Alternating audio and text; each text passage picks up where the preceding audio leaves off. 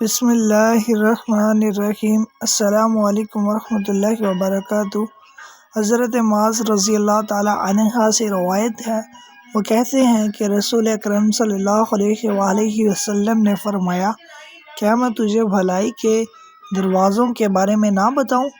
میں نے کہا، ہاں اے اللہ کے رسول۔ آپ صلی اللہ علیہ وسلم نے فرمایا، روزہ ڈھال ہے اور صدقہ گناہوں کو اس طرح ختم کرتا ہے جس طرح پانی آگ کو بجھا دیتا ہے، اور آدھی رات میں آدمی کی نماز۔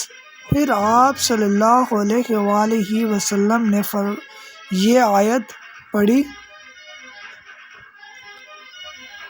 پھر آپ صلی اللہ علیہ وسلم نے فرمایا، کیا میں تجھے دین کی اصل چیز، اس کا ستون اور اس کی بلند ترین چیز نہ بتاؤں؟ میں نے کہا، ہاں اے اللہ کے رسول۔ آپ صلی اللہ علیہ وسلم نے فرمایا، دین کی اصل چیز اسلام ہے اور اس کا ستون نماز ہے اور اس کی بلند ترین چیز جہاد ہے۔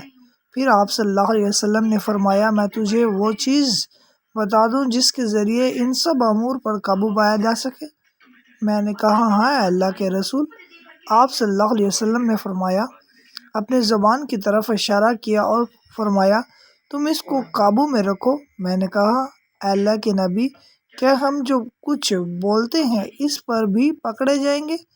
آپ صلی اللہ علیہ وسلم نے فرمایا، اے پریشان حال شخص، لوگ تو اپنی زبان کی وجہ سے منہ کے بل یا نطقوں کے بل جہنم میں گرائے جائیں گے۔